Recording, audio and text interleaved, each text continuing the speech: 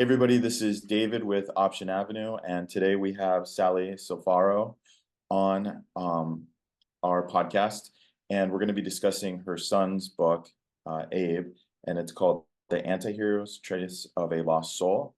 Hey Sally, thanks for joining me. Glad to be here, David. Thank you. Yeah, definitely.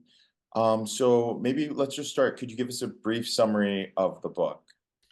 I think that we would need to start with the story behind the story briefly, and that's the fact that this is a posthumous publication, that Abe died, and then we had his book published. Mhm. So it starts, the background starts with him being a rock musician in Detroit. And writing this book that none of us really knew he was writing, but then him handing it to me just before he died. So we got it published. So Mhm. that's the backstory. Mhm. In terms of the content and the plot, uh, this book is about a group of rogue goths because Abe had become immersed in that music-based counterculture during its heyday in the early 90s into the early 2000s. And he was a bit of a goth purist and did a lot of the research just by living it. He lived what's in the book, although it's difficult to tell sometimes what actually happened and what's fictionalized.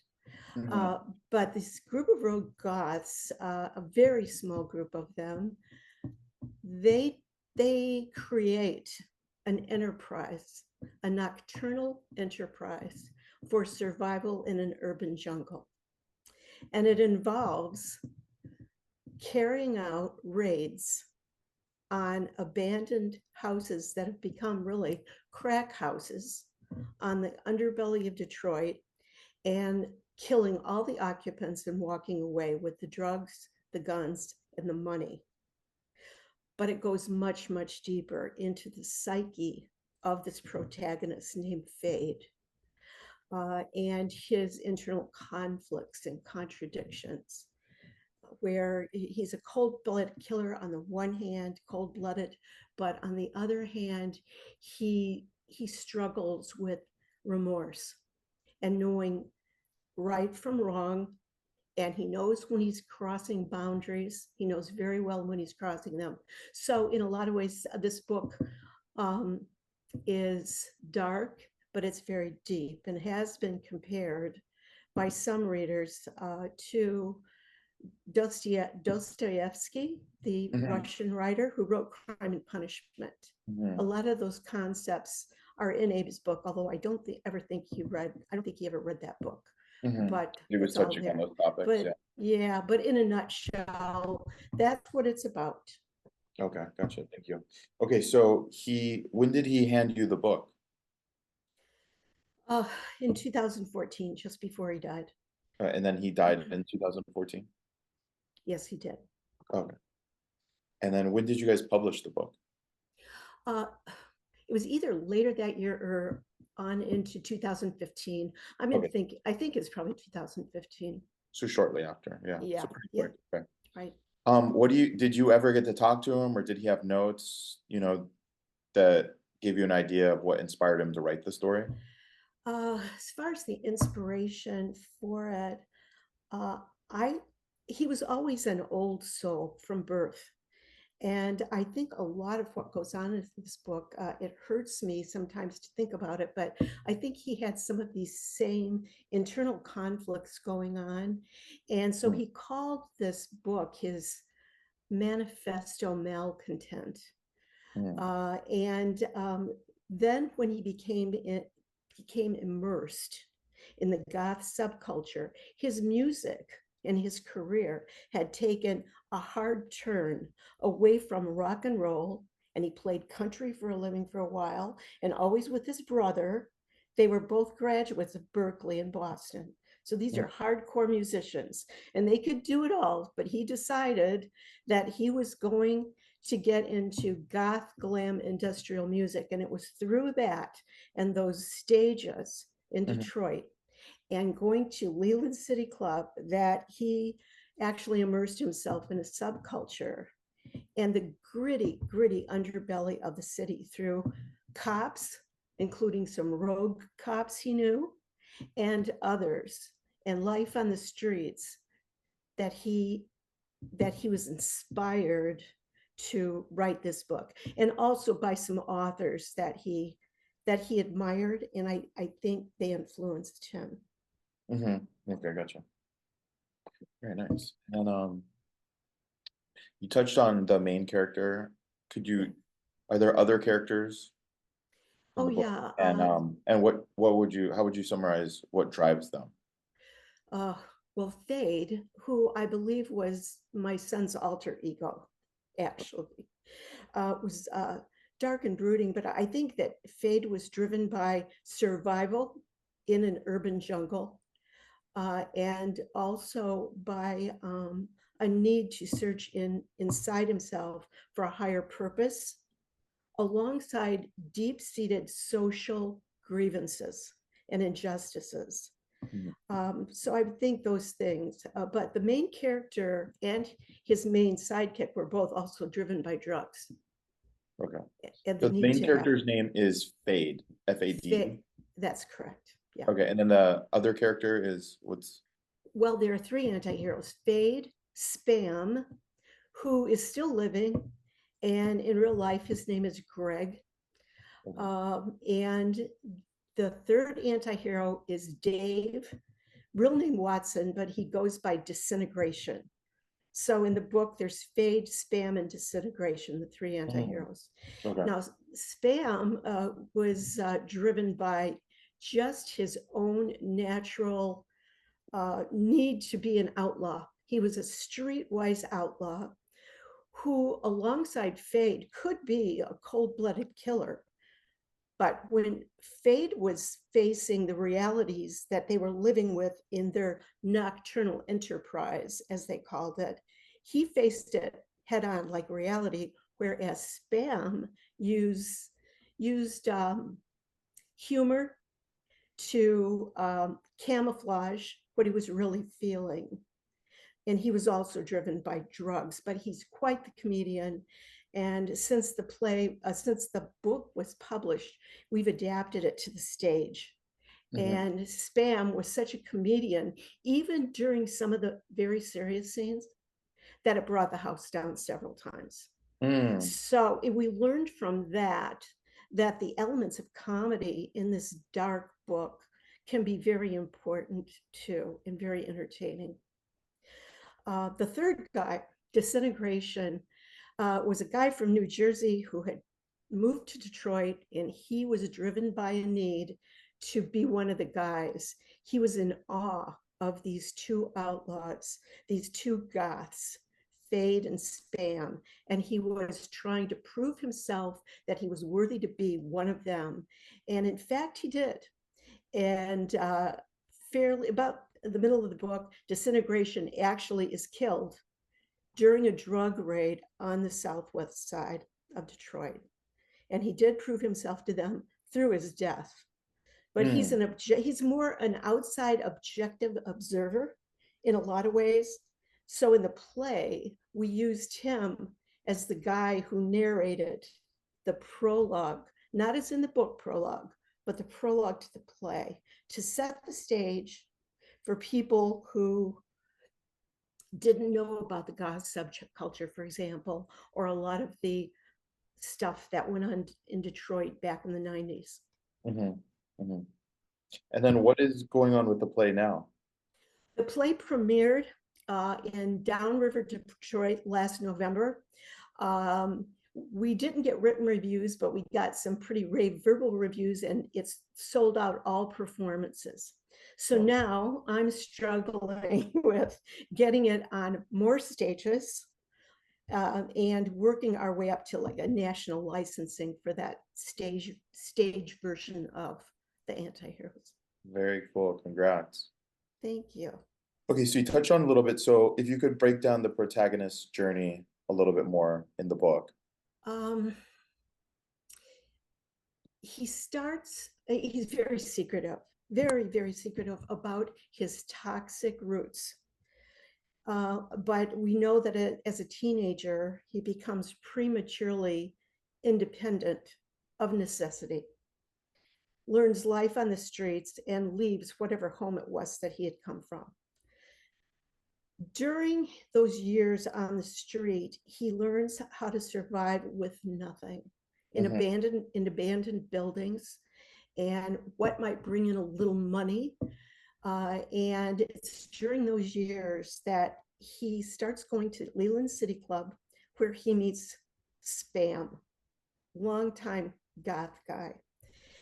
And the two of them hatch this plan for this nocturnal enterprise. Later on, because in real life, here's where Abe's real life intersects so much with Fade. In real life, they met Disintegration, who is still alive and very real, at the Ritz in Detroit, where Abe's band, Slave to the Beautiful, was performing. And it was original music that he wrote. So that's where they met Disintegration, who got sucked into the whole city club scene with them and became goth alongside them with lots of makeup and a mohawk. Mhm. And where was I going with that? We We're were just talking looking about at the each protagonist character. journey from, yeah, start to finish Yeah. Oh, in the book. okay. Yeah. Thank you. And the protagonist journey then, alongside these two guys in the book, they become heavily involved in these raids. And at some point, Fade, who's a deep thinker, realizes, and probably always knew, that they're dancing with death constantly. He has this death muse known as the Black Rabbit, I think inspired by Watership Down, but also the Crow. Um, James O'Barr, a Detroiter, wrote The Crow. So I know Abe knew about those things, but they begin to realize that it's inevitable. They're going to be killed. They know this. And they get deeper and deeper into this vortex of the raids and the killing. And Fade is struggling with how to pull back out of it until there's a big complication involving a love interest named Niv, who's going through a nasty divorce from a rogue cop in Detroit. And so it devolves into some serious, cold-blooded stuff, killing, Mhm. that Fade knows better. He knows he's crossing boundaries, but he does it anyway. And in the end, there are two main clashes that bring the whole thing down. One is that he and Niv are attacked in his loft in Detroit. He's left as dead, but he's not. So he carries the conflict on at the Lincoln Bar on the Southwest Side, a gathering place for rogue cops in Detroit. And wouldn't you know that his minions, Spam and Disintegration, and a couple other guys, follow him through the gates of hell into the Lincoln Bar, and there are no survivors. Mm. It ends in a flashback, actually, at another bar on the Southwest Side, where they're all there playing pool, you know, and some of their driving instincts and thoughts come out during that really good flashback at the end. And Mm. that's about it. Mm. So Hey. I've given you not only his journey, but also the plot. Yeah, yeah, no, that's okay. I know the Okay. podcast should just be called like spoiler alert. Yeah. Okay, and then so you've touched on a little bit, but yeah, just specifically, what are the themes that the book's exploring? Oh, themes. There's some really important themes here. I believe that the themes within the story will be what set it apart from other stories in like genres. There's ethical contradictions in it. That's where I was referring to Dostoevsky, Mhm.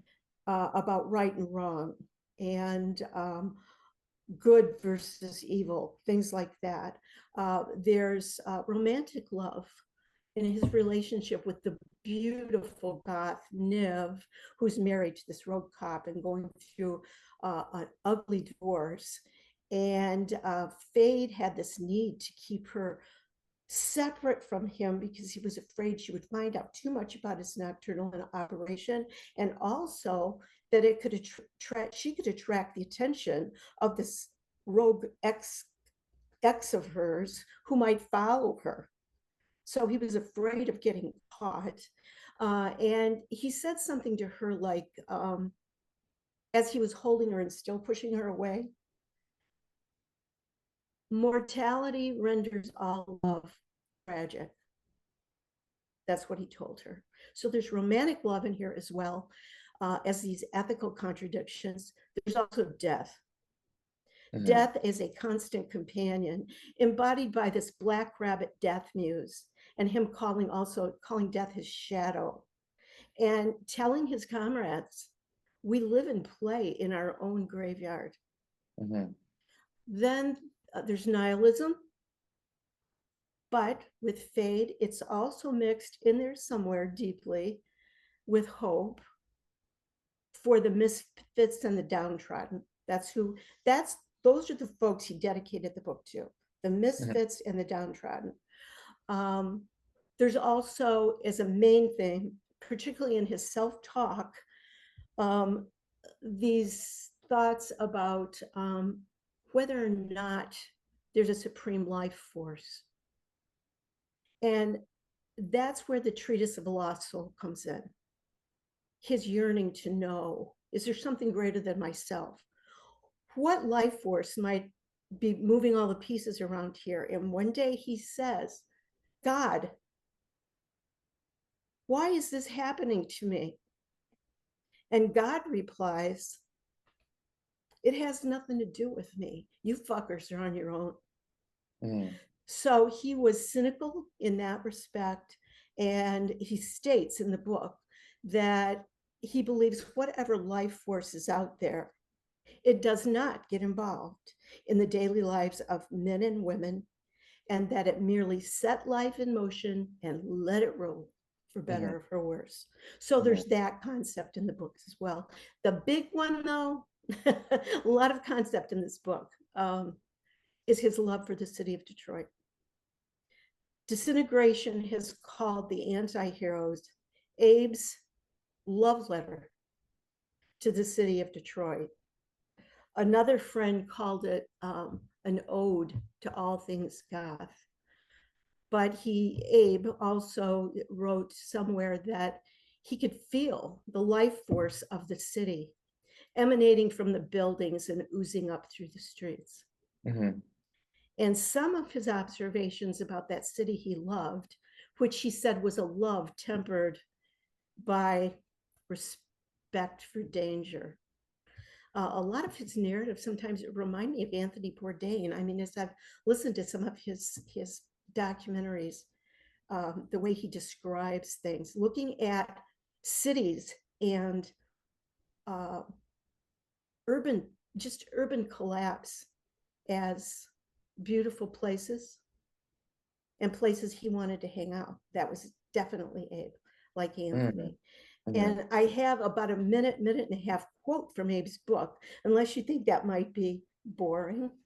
But it does give a sense of his love for the city. We could do that. Yeah, no, well, no, it's interesting. Yeah, you're bringing that up. I was going to ask, how does the setting enhance the story? So yeah, let's go ahead and listen to that. Okay, well, I will tell you that the setting in many ways is the story. Right. So it's 1990s Detroit. Yep.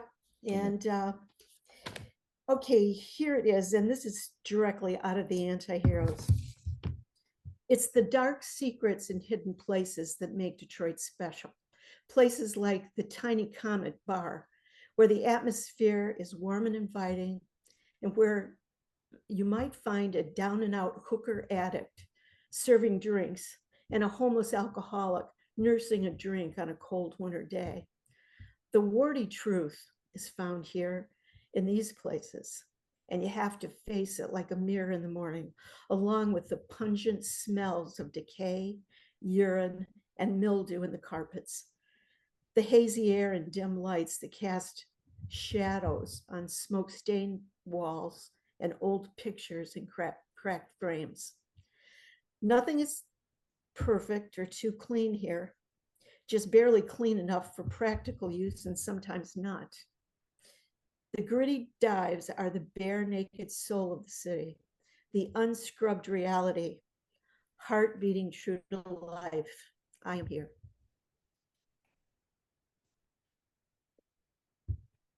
Definitely paints a picture. Yeah. It does. Yeah. Mhm. Yeah, it All right, does. well, thanks for reading that. Um, all right, let's get to some of the more practical questions because you published this shortly after you got it and then he died. Um, so we don't really know this, but do you have an idea of how long he was working on the book? It seems like it was between 2 and 4 years, and he wrote it in a loft above the bar he owned. He owned a bar in downriver Detroit. Okay, cool. And after he died, I found a treasure trove of other writings that we published in another book, a compilation, but also a stack of papers where he had handwritten the Antiheroes before he loaded into his old computer. But I think between 2 and 4 years, Mm-hmm. maybe 3.5, I don't know, in that area. Mm-hmm. Gotcha. And then yeah, so some of the stuff you've touched on, we can't really know what he was thinking when he was writing it. But now you've worked on the book, you had the play. Yes. So how do you envision the book being on the screen as a film? Oh, one thing I forgot to mention before I get to that is Yep. the book, that book and another that I wrote have been chosen by the publisher to be beta tested by Kindle for audiobooks. So Okay. those audiobooks are forthcoming as well. Okay, cool. So repeat your question, please, David. Oh yeah, no, you're okay. Just how you envision the book as a film. You referenced the pro, Yeah, but yeah. as a film, I see this story sprinkled with black glitter, and I think that people, if it finds the hands of producer and director who have vision, people will walk away saying, I want to see that again, or I want to read that book again, because they're going to be looking for deeper meaning. Mm-hmm. And the other thing that I think might happen with folks who see it is something akin to Stockholm effect, where they identify so strongly with this charismatic but dark figure named Fade Mm-hmm. that they actually grieve for him. And we saw that at the play during curtain call on the last day. Those young actors came out with tears. So I think there'll be some element of that, but on the screen, if it's adapted, there are some opportunities for wow scenes, particularly in Leland City Club on Bagley Street, where that was the nerve center for the Antiheroes. That was their war room where they planned their next raids. And they also played there. They loved the music and the dating scene. Wait, so was that a real bar or venue, or is that made up? Yes, absolutely. As a matter of fact, Leland City Club on Bagley was, if not the largest, one of the largest goth clubs in the world. Oh, okay. I Few don't know that people, much about yeah, Detroit or right. Few, I know less about the goth scene. yeah. So, Well, people in Detroiters, some Detroiters don't even know that, mhm. but it's infamous, actually infamous. But Okay. at Is one it point, still there were around or no? people. Yes, it is, but Oh, it's no longer a 7-night-a-week goth club. They do different kinds of music, and they might have a goth night here and there, which Fade would just not approve of at all because he was an elitist and a purist. mhm, And he really didn't like those people he called tourists or mhm. posers who would dress up on Saturday night and come to City Club. Mhm. So those funny. were Yeah, just like, it's eh, fun. Yeah, regardless whatever genre or group you're in, there's always going to be that element. yeah. And then what are some of the other crucial scenes? You've got the war room. What would be some other ones for It would be adaptation? that, but in that city club scene, I could see goth dancers done up to the goth nines with black and purple, black and red, black and royal blue, and it could just be wow, wow, with the strobe lights, girls with nothing but duct tape over their nipples, things Mhm. like that. Yeah. So there could be that wow in the goth scene, but the prologue, not as it is in the book, but the prologue as it was in the play, was disintegration. Who comes out, casually strolls across the scene after they show drone footage over the city of Detroit, zeroing in on City Club. Out comes disintegration. He goes, yeah, I can be the narrator because I'm dead.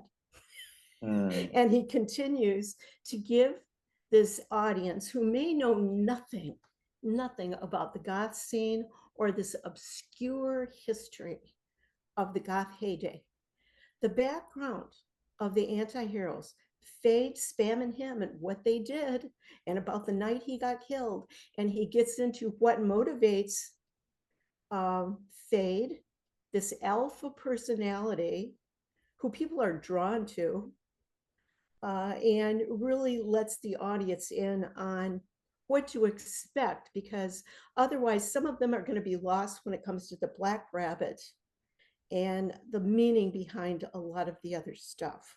He Mhm. explains during this prologue and this interaction with the audience that goths are goths are peaceful people. Goths would never carry out bloody raids against, these dregs of society in crack houses, but that Fade and his guys are anomalies. They're anomalies. They've taken advantage of this opportunity to survive. So that would be another great scene. Again, producer and director, when they read this book, they're going to immediately know that's a scene, that's a scene, that's a scene, and it's the action scenes. It's Mhm. action thriller scenes that Mhm. are in there. Although personally, I hope that a film would not turn into a lot of what I'm seeing these days in action films, which is wholesale violence, gratuitous bloodshed, that kind of thing. I would hope they could connect the violent scenes with where Fade is in his head. Yeah, yeah, that would be a good juxtaposition. Yeah, Yeah, and that's the main part of the book. yeah. Okay, this part's kind of fun, but do you have because this helps people visualize as they're listening or watching this, an ideal cast for the main characters, people Mhm. that other people might know, they're like, oh, okay, yeah, I can kind of visualize that. I'm not sure I can connect each one with a known actor, Okay. but I can give you maybe a couple. Um, our protagonist, Fade, is has exotic good looks, a natural charm. This guy is just too cool to ever lose his cool. So in the worst situation, he's not going to lose his cool. I think that's why he has followers. Mhm. Um, he's a bit of an Eric Draven mixed with John Wick sort of guy. Mhm. Um, always dressed to the goth nines, Mhm. very particular about having the very best imported boots, platform boots, and which, by the way, Spam loves too, the platform boots. Uh, so, like I said, people walk away from Fade wanting to be with him and grieving for him. Mhm. Spam is that outlaw who is just so humorous that at times it can be difficult to imagine him being the cold-blooded killer he is. He's the second in command. He's the guy who scouts the jobs and proposes them, this house, that house, whatever, to Fade as their next hit. But he does it with such humor.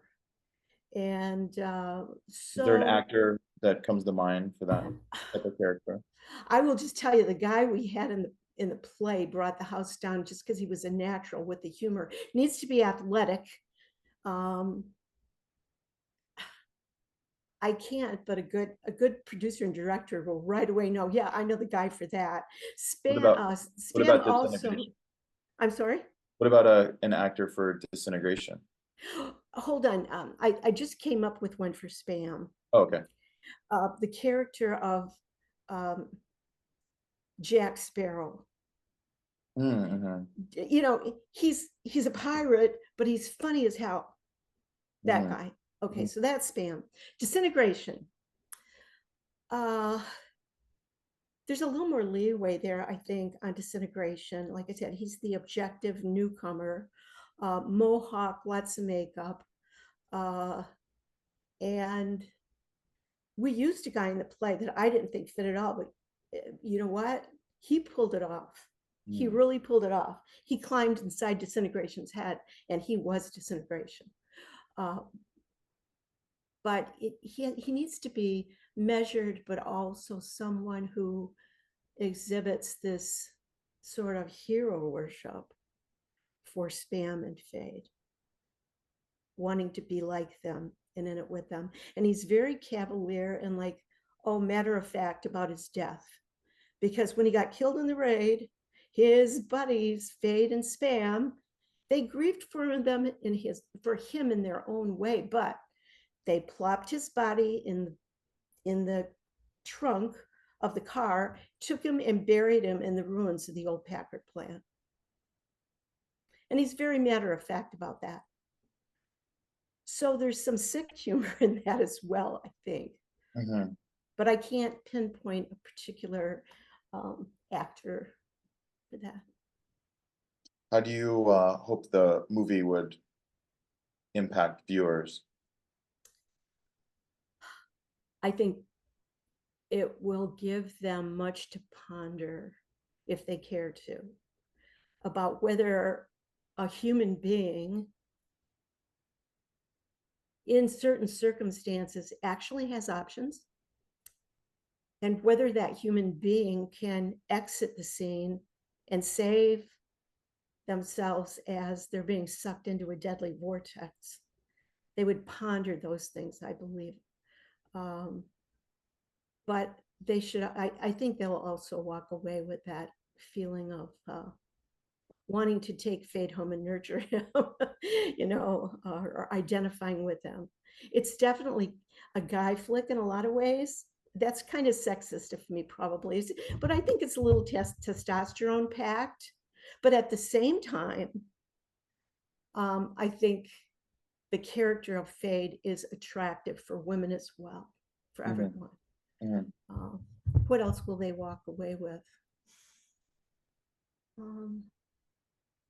I think new knowledge of this obscure history during the golden age of goth in Detroit.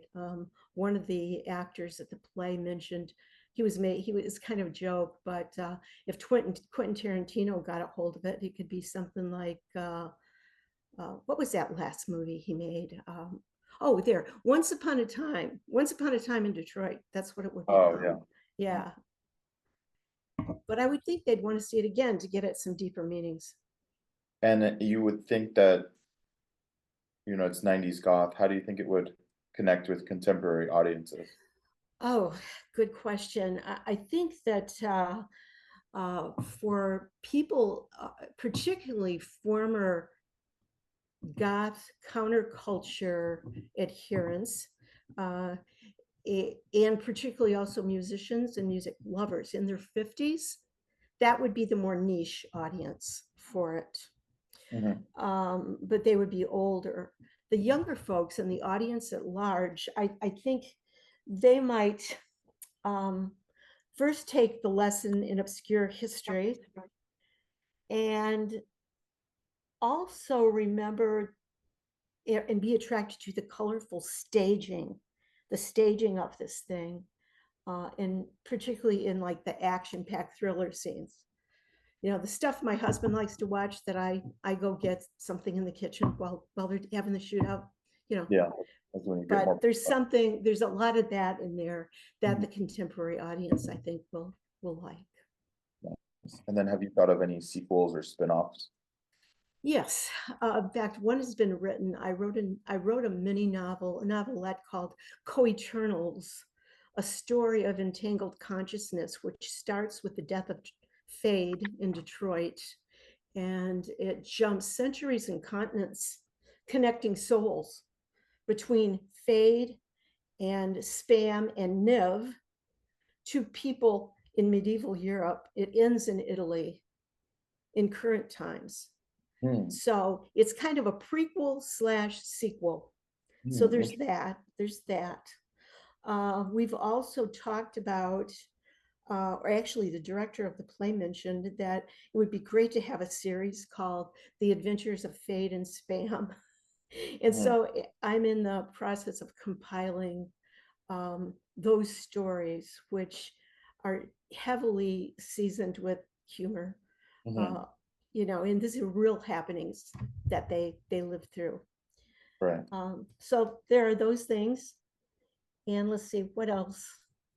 I wanted to ask you about some of the memorable feedback you've received from readers or even people that watch the play. Too You mentioned big. there was not a lot of write-ups, but you got a lot of verbal. We got a lot of verbal feedback. So what was some of the more On the memorable feedback you got? Well, the feedback on the play was just, it's the best play I've seen at this venue.